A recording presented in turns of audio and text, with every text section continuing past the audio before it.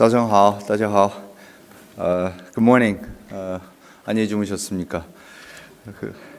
I now have the great honor and pleasure of introducing the keynote speaker for today's session.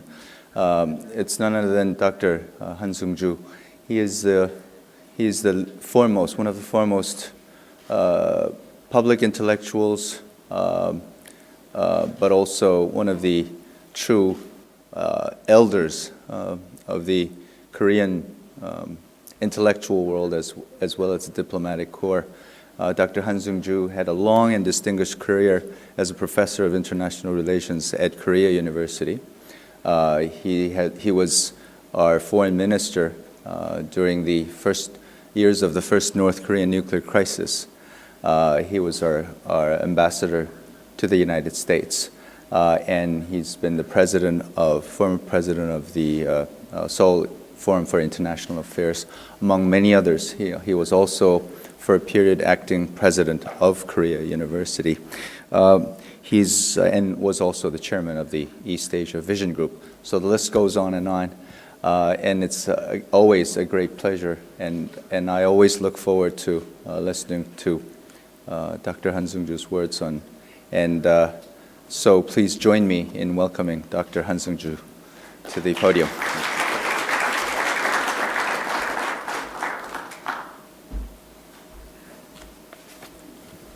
Thank you very much. I'm very happy and honored to participate in this meeting and have the opportunity to speak to you on the subject that I propose, which is power shift and policy dilemmas in Northeast Asia.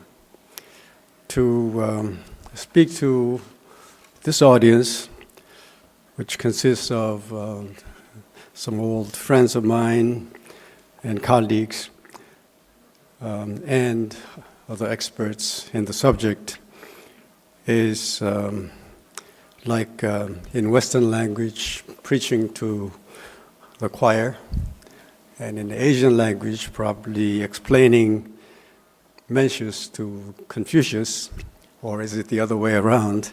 I'm not sure. But what I have to say is a Korean view of how things are, so I hope you will understand me as such. 1 year ago, at a China forum organized by the Asan Institute, I gave a shorthand description of the power posture of each of the major powers in Northeast Asia as follows. Rising China begins to flex its muscles. Normalizing Japan clings to the United States. Rebalancing United States begins to retract. Rejuvenated Russia tries to return as a major power. South Korea ventures to try a balancing act. North Korea attempts tandem development of economy and nuclear weapons. The shifting power relations, as I observed, were causing increased friction and preventing countries in the region from working together to resolve serious problems. Unfortunately, a year later, the situation appears to be worse, not better. As the incidents over the last year have demonstrated, it is nearly impossible to make progress in Northeast Asia without adequately addressing the stinging legacies of the past. In the midst of these ongoing disputes, we are reminded by the unfolding tragedy in the Philippines this week that there are much larger emerging problems of global warming, use and proliferation of weapons of mass destruction, growing resource scarcity that can only be tackled through cooperation and coordination among the countries in the region and throughout the world. Thinking about the situation through the lens of cooperation and conflict, China's rise, America's retreat, and Japan's drive to become a normal state present the major countries in Northeast Asia with both the opportunities and dilemmas in their policies toward one another. National interests, perceived external threats, and domestic politics have caused the countries of the region to turn further inwards over the last year. While these concerns should not be lightly dismissed, the overall trend towards more conflict and less trust and cooperation is extremely worrisome. I would like to suggest in my remarks that despite the very difficult nature of the problems we face, we are all better off when we engage in more cooperation, not less. And solutions come more readily when we share a greater amount of trust, not distrust. Let me review where we are today and where we seem to be heading, focusing on the major actors, the United States, China, Japan, Russia, and lastly, their relationship to North and South Korea. First, on the United States. Several signs suggest that the global power of the United States could be waning, fueling debate about the decline of the American empire. In August last year, the United States government narrowly avoided bankruptcy over the issue of expanding its debt ceiling, and the country's sovereign credit rating was downgraded for the first time. Last month, deadlock in the Congress forced a temporary shutdown of much of the federal government and near defaulting of national debt. This fall, President Obama's decision to pursue military action against Syria as he tried to rally congressional and public support in response to the Bashar al-Assad government's use of chemical weapons proved to be a major foreign policy setback, one that not only undermined President Obama's leadership, but also American credibility abroad. The recent NSA scandal of bugging European leaders has strained U.S. relations with its European allies. Nonetheless, America's GDP is still more than 2 times larger than China's, whose economy is the world's second largest. Militarily, the U.S. is second to none when it comes to its projection capability of gathering global intelligence and delivering battleships, troops, and precision weapons to any part of the world. Also, the U.S. still boasts the best environment in the world for promoting creativity and individualism. As a result, it is still number 1 in the areas of science and technology and research. The policy dilemma of the United States is, despite its avowed policy of rebalancing to Asia, it has to pay a lion's share of its attention to Europe and the Middle East. At a minimum, it has to balance its policy weight to Asia with the other key regions of the world. Furthermore, the United States will continue to face its budget squeeze and double deficit of the budget and balance of payments, which could mean that its military strength and continued presence in Asia will face a strain. A corollary consequence is the pressure to ask for increased cost sharing of the U.S. presence in Asia by its allies. The territorial disputes that seem to plague East Asia has put the United States in a difficult situation, as the disputes between its allies, Japan and Korea, have the potential to weaken the alliance system, of which the United States serves as the linking pin, and also because of the possibility that the United States might be dragged into a clash between its ally, such as Japan, and a non-ally, such as China. In any event, the United States has maintained a strict neutrality and non-involvement in the Korea-Japan territorial dispute.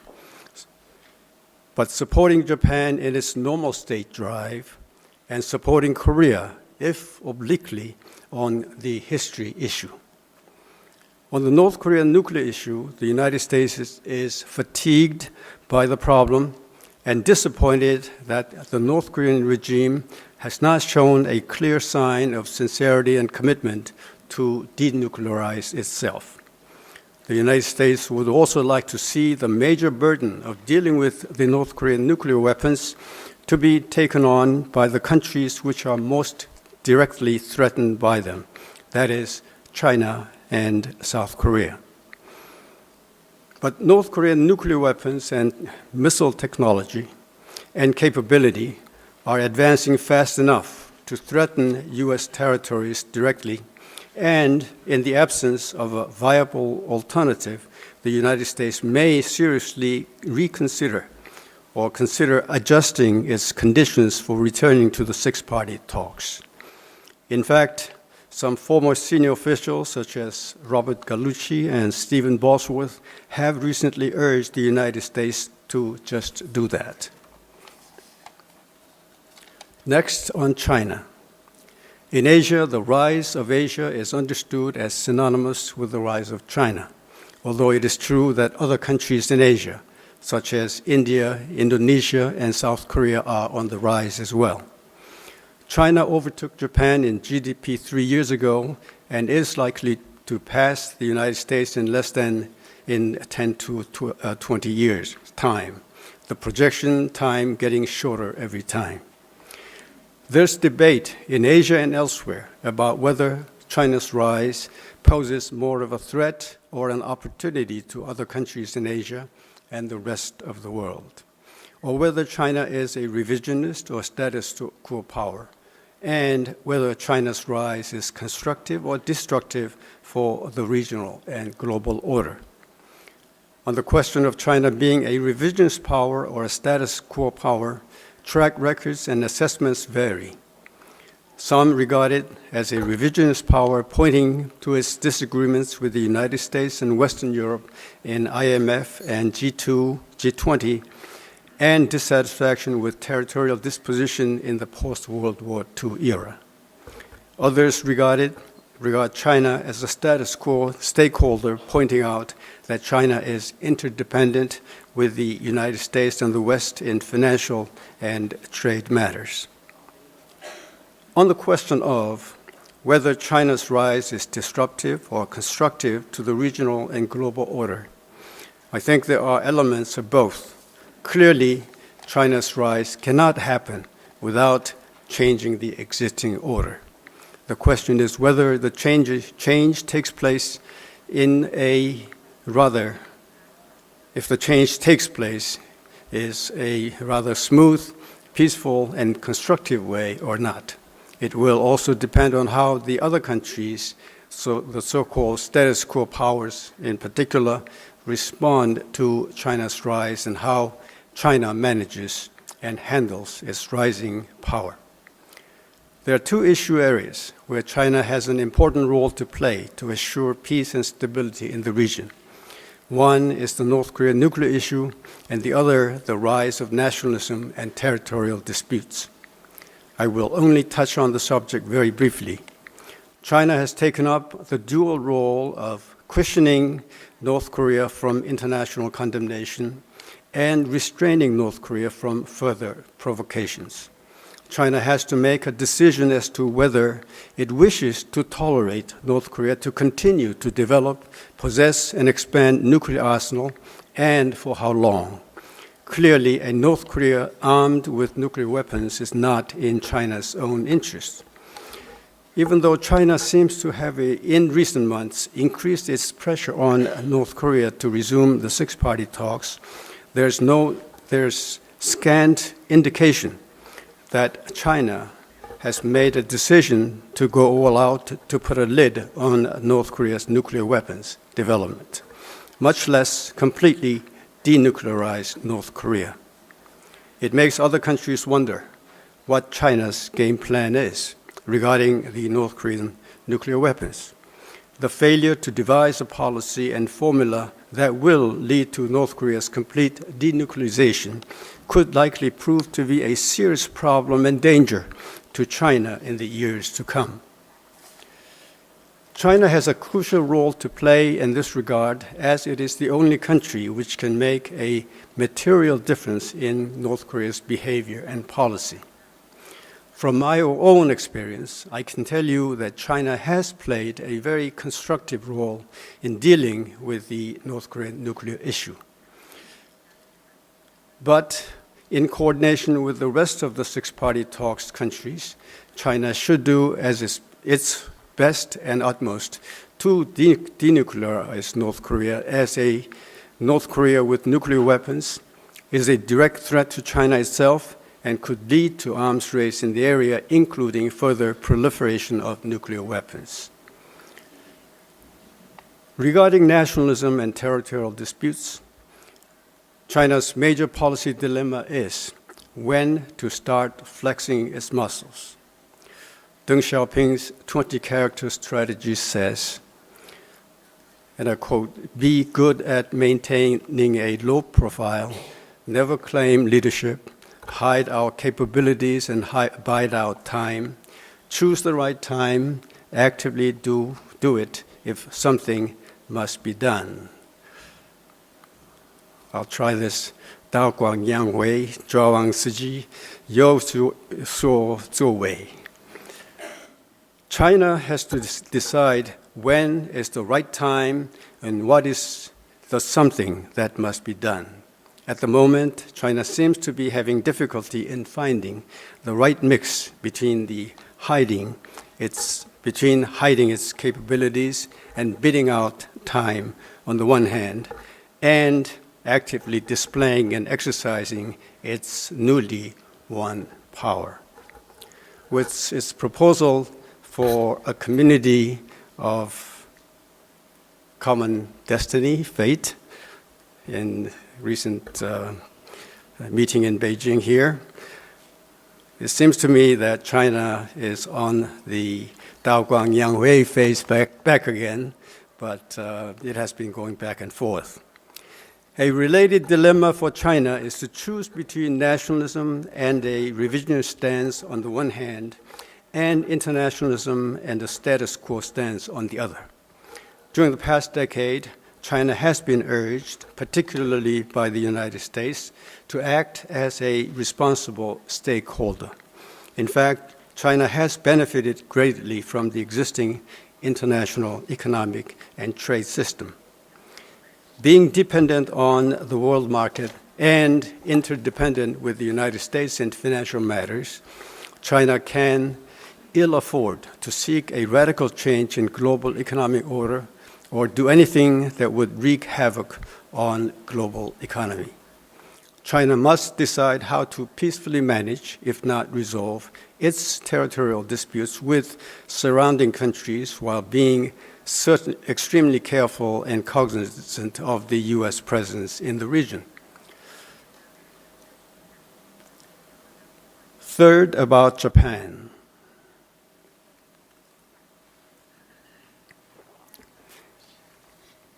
In recent years, Japan seems to be increasingly reverting to retrogressive ways. Many leading politicians are exploiting the Japanese public's sense of anxiety and insecurity to further their nationalistic and even jingoistic agenda. Sentiment is rising in Japan that the deal it made after the Second World War as a defeated power, including the peace constitution and the renunciation of military forces, is an anomaly that should be corrected. Japan, this argument goes, must again become a normal state with the right to a military and to the exercise of collective self-defense. The slowdown of the Japanese economy for more than 2 decades has caused the Japanese people to develop a sense of relative decline vis-a-vis the other Northeast Asian countries, a sense that seemed to have been given further impetus as a result of the great tsunami-related disasters of March 2011. Such sentiments can easily stimulate a more nationalistic and assertive posture. The sense that Japan's neighbors are attempting to take advantage of its relative decline and beginning to look down on it is felt not only among ultranationalists, but also among the larger population, especially younger people. They question why those generations of Japanese who had nothing to do with pre-war Japan's imperialistic and militaristic behavior, should feel responsible for things that happened more than 70 years ago. They also ask, why should Japan continue to maintain a constitution that hinders, if not prohibits, it from maintaining regular defense forces and exercising normal collective self-defense? Japan has found a useful way of its entry into normal state status with this policy of restoring Japan's right of collective self-defense. It is a concept endorsed by the United Nations Charter and a policy supported or endorsed by the United States and other countries, including the United Kingdom, Australia, and even Russia. A factor that both facilitates and complicates Japan's move to restore its normalcy is the territorial disputes it is involved with its neighboring countries, such as China, Korea, and Russia. Even as Japan pushes back against the territorial challenges that China and Russia presents, its government recognizes that there are limits to what it can do. Russia still is a military superpower, and China is becoming an economic superpower. Japan's immediate neighbors, which were victims of Japanese imperialism and militarism, believe that despite expressions of regret and apology, expressions they see as superficial and lacking in sincerity, Japan has not fully accounted for its misdeeds and damage it had caused. Koreans are particularly upset by Japan's refusal to acknowledge officially its wartime sex slavery and to apologize to and compensate the victims who are euphemistically called comfort women. Japan has to choose between, quote, breaking free from the post-war regime, unquote, and alienate its Asian neighbors and isolate itself from the international community, or tread the path more gingerly and constructively with the rest of the world. In short, it will have to choose between the past, the present, and the future. As in the past, Japan has decided to cling to the United States as an ally and a protector of its interest. Japan is trying to bring the United States closer still by emphasizing the rising threat of China and the need to contain it militarily, if not economically.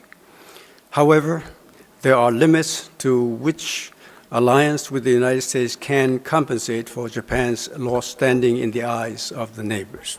The United States is concerned lest the worsening friction between its key allies, Japan and South Korea, should weaken the alliance system of which it is serving as the linking pin, if not the kingpin.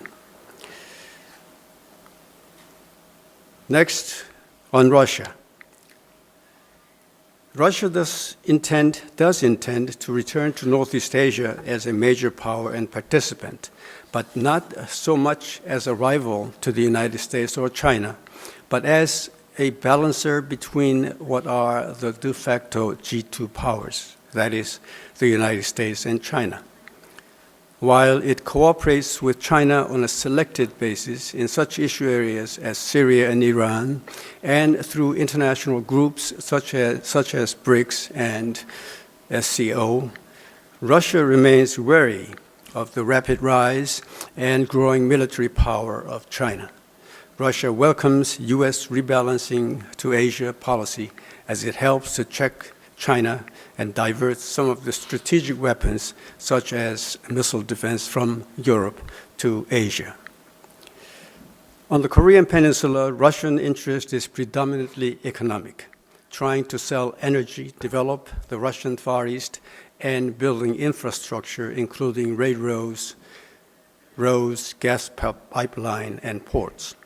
At this moment, actually on November 12th, President Vladimir Putin visited South Korea for a summit meeting with President Park Geun-hye.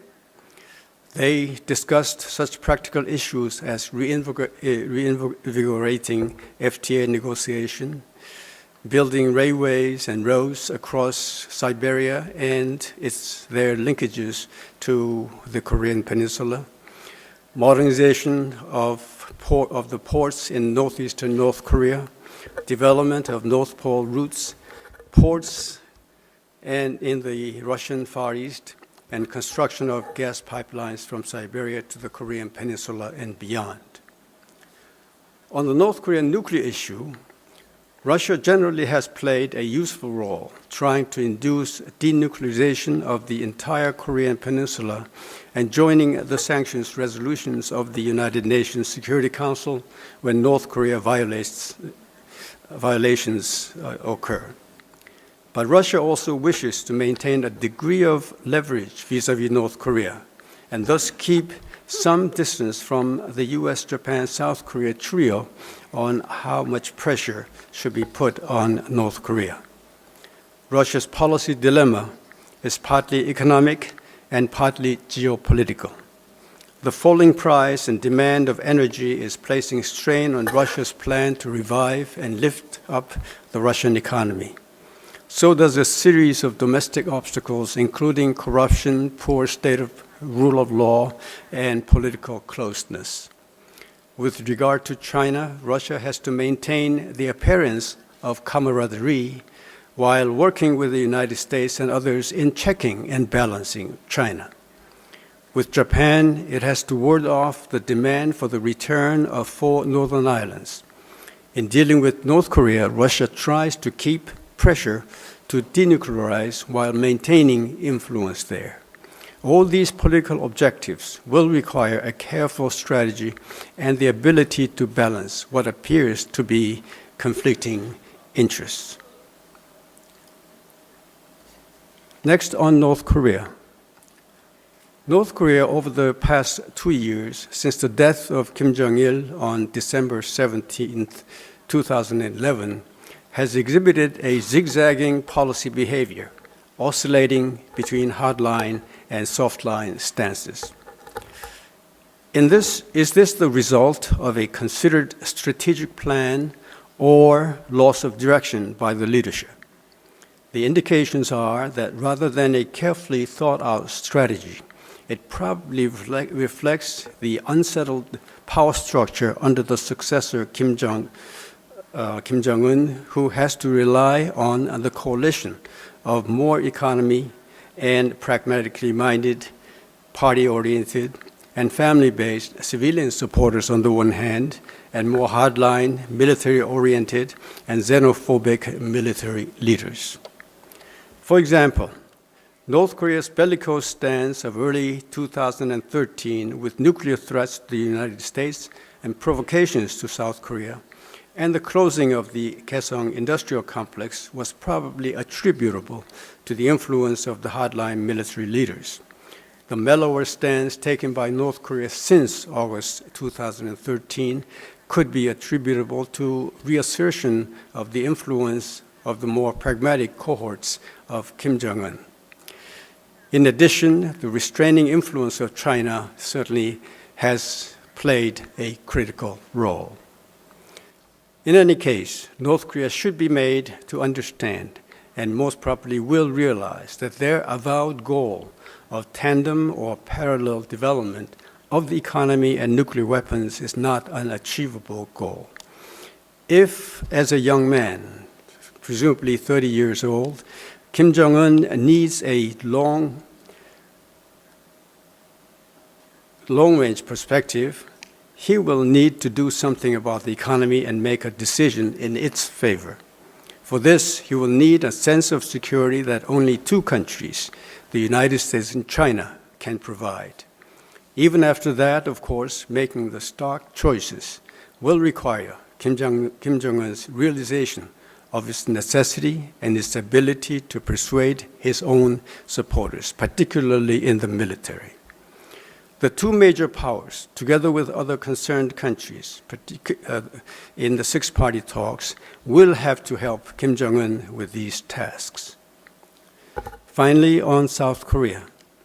South Korea has important relationships with all the countries in the region, but is increasingly finding it difficult to balance good relations with all of them. The inward turn towards nationalism and dominance of domestic politics and rise in mistrust among the countries has caused many difficulties. In particular, South Korea has several key dilemmas related to its relations with Japan. On the one hand, it has to placate the general public, the media, and even the courts who demand that the government take a super hardline stance vis-à-vis Japan. They tend to construe any move on the part of Japan toward normalizing the state and breaking free from the post-war regime, a dangerous move back to the militaristic and imperialistic past. Hence, the government has no leeway in dealing with the collective security issue, even when other key states, such as the US and others, seem to give the nod to Japan on the issue. The rightward movement of the Abe administration has made it difficult, if not impossible, for the Korean government to reconcile and embrace Japan. Whoever is more at fault, the ill feelings between the government leadership of the two countries have a spillover effect on the population at large, and vice versa, making Japanese people increasingly wary of Korea and Korean people increasingly resentful of Japan. The United States laments that, quote, there is little appreciation in South Korea that proposed changes in Japan's defense posture are occurring strictly in the context of the US-Japan alliance, or that the Japan-US alliance plays an essential role in the defense of the Republic of Korea, unquote. South Korea is concerned that by being intolerant and suspicious of any move toward normalcy that Japan is moving, as a move back to militaristic past, Korea is forfeiting its own freedom of action by being seen as intolerant, narrow-minded, and self-defeating. For the Korean leader to reject bilateral summit meetings that might be suggested by the Japanese side may curry favor with younger students, hot-tempered journalists, and ordinary citizens, netizens. I should say, may not curry favor, who have a strong view against foreign governments. To make things difficult for the government in reconciling with Japan, the independently minded Korean courts have handed down decisions, the execution of which would provide an additional burden to improve Japan-Korea relations and make it difficult to recover it. These court decisions, regardless of their merit, have the effect of binding the South Korean government's hand in dealing with issues related to Japan, while galvanizing negative feelings in Japan toward Korea and the Koreans. How much deeper and how much longer will this unfortunate strain between the two inevitable neighbors continue? What will turn the tide around and bring the two countries and peoples closer together again? These are questions that sensible people in both countries are asking, and the answers to which they find hard to find. On the history issue, Korea is generally in a similar sentiment, if not on the same side as China as far as it is related to Japanese handling of its past deeds and misdeeds. But there is a dilemma of how far and how much Korea should collaborate with China in pressuring Japan to account for, show remorse toward, and apologize for its past of some 70 years ago. For one thing, Korea has as much reason to work together with Japan on a wide range of matters, including economy, security, and diplomacy, as with China.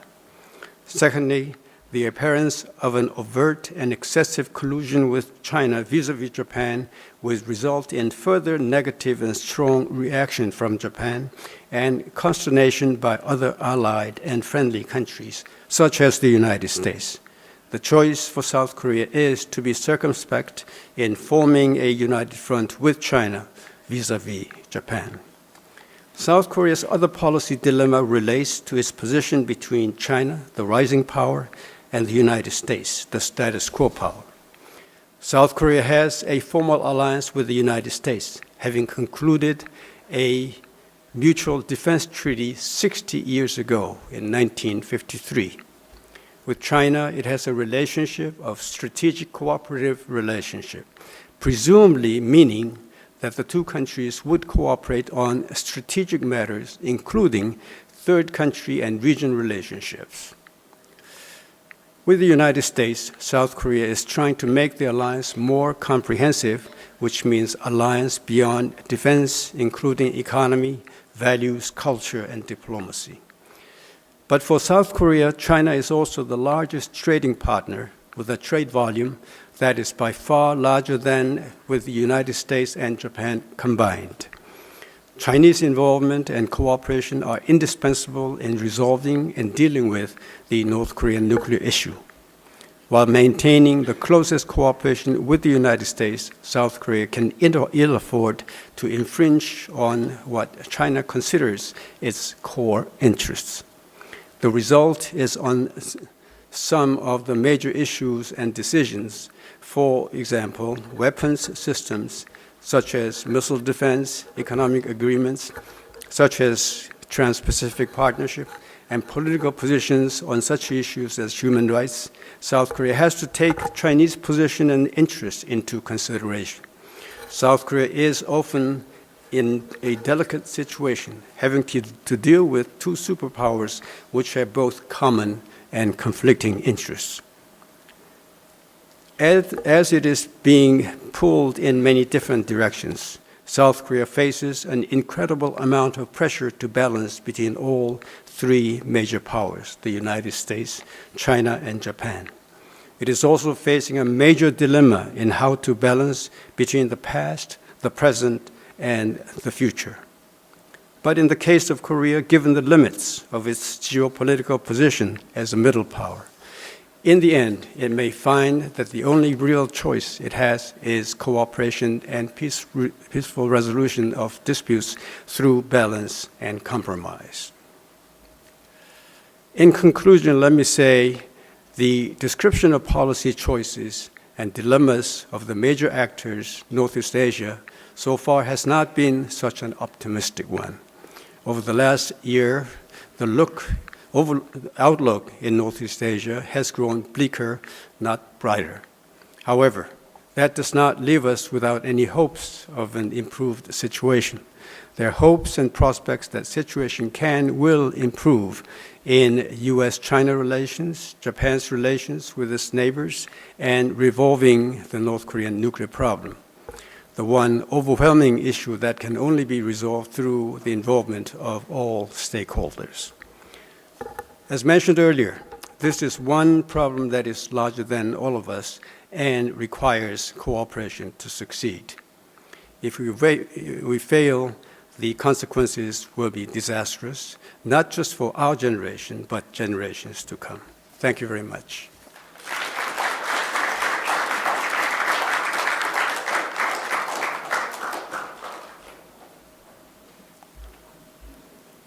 I feel the time so that I don't have to answer many questions.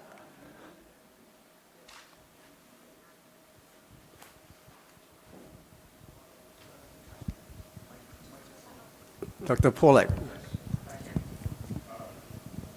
Thank you very much for your very, very wide-ranging remarks, very, very worthy, I might say, of our mutual late friend, Robert Scalapino. I do, however, want to push you a bit on one issue. You have characterized the United States as a status quo power, protective of what it has. This seems to be, in some measure, independent of whatever the U.S. governmental dysfunction may be at the moment. The contrast being China's choices. And yet it seems to me there is a very big middle ground between these characterizations of protecting what exists or the presumption of a Chinese challenge to that. And this is acknowledged by many, specifically that for the range of issues that you've also alluded to, that the inherited institutions, if you will, if I could call it that way, of the Cold War, that there are critical international issues ranging from high politics to all other kinds of considerations that simply do not have an adequate way to respond and to adapt to crises or potential crises that in some measure there is not total precedent for. So in this respect, it seems to me, both the United States and China at least are giving lip service and maybe serious attention to it. But I'm wondering if you might explore this a bit for us about isn't there a set of issues here that we can't really characterize either as challenges to the order or protection of the order as we currently understand it? And isn't that the domain in which hopefully all actors will be pursuing? Well, for the economy of time and argument, I made sort of shorthand descriptions, and therefore the revisionist status quo obviously has a very large dose of exaggeration. But if you take the expression, for example, of big power relations,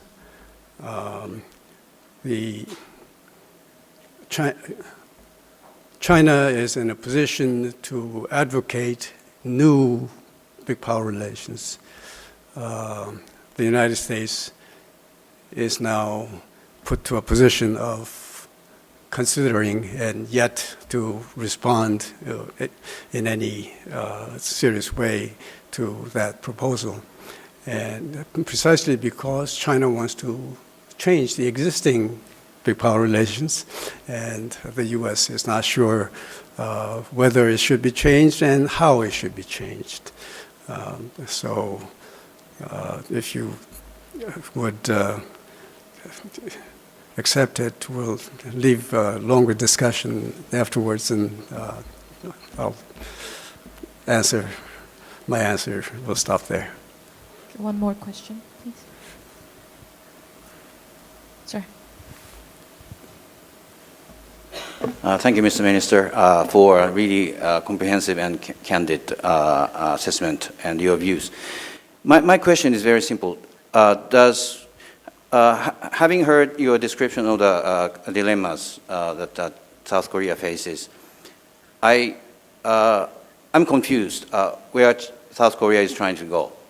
And if you could enlighten me with your candid view as to whether South Korea supports U.S. primacy in this region, or you would rather have multipolar systems with China as one of the pillars, along with the United States. Thank you.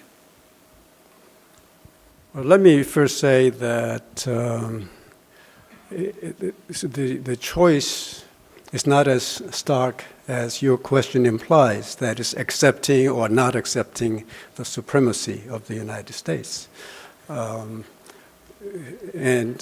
even the expression supremacy is not an easy one to define, because to some people it would mean hegemony. To some people it would mean the relatively stronger or high position of a country. And so if you do not make the choice so stark, and I think we're repeating the discussion we had yesterday regarding Japan's choices, I don't think that in itself is such a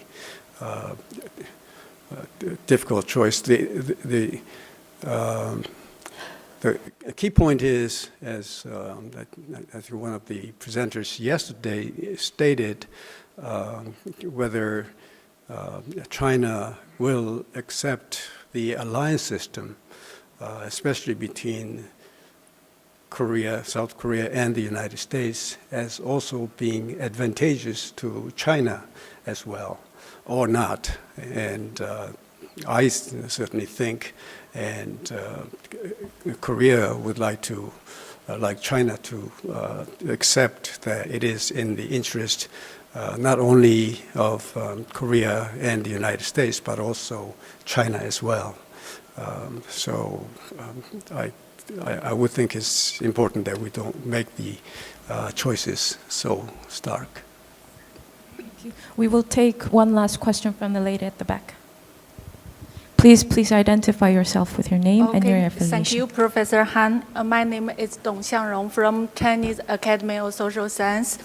On the one hand, we believe that the United States holds the key to denuclear North Korea.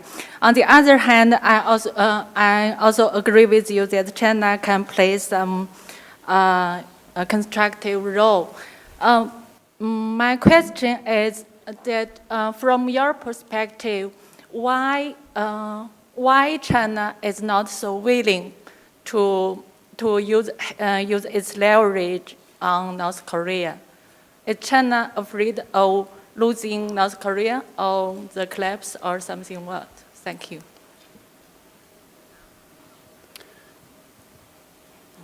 I'm not a spokesman for the Chinese government, but if I can guess, and this has been, this is not anything new. This is a question we had 20 years ago and have had during the past, over the years. And China has certainly an interest in denuclearizing North Korea. But the cost of trying that, and also in the mind of the Chinese government, I think the most effective way is not to push hard and try to do it in one sweep like CVID, but gradual progress toward the process, because doing it would endanger the possibility of North Korea. North Korea is employing its own version of the brinkmanship, not only vis-a-vis South Korea and the United States, but also to China as well, like saying, do you want us to die or something? So China wants to maintain a degree of stability in the Korean Peninsula, and does not want to see a tremendous disruption in the course of trying to deal with the nuclear issue. And it also gives China the opportunity and means to maintain influence over North Korea. So China obviously chose the best way it can. There are some people in Korea and elsewhere who are saying that China is actually enjoying the North Korean nuclear issue because it keeps other countries, including the United States, coming, almost begging China to do something more about it. But I hope I'm not naive in thinking that that is an important part of China's motivation, if there is any such motivation in China. So the Chinese position is certainly understandable. And as I said in my talk, at critical juncture, China would come in and do the necessary thing. And so far, I would say the record is mixed. Certainly,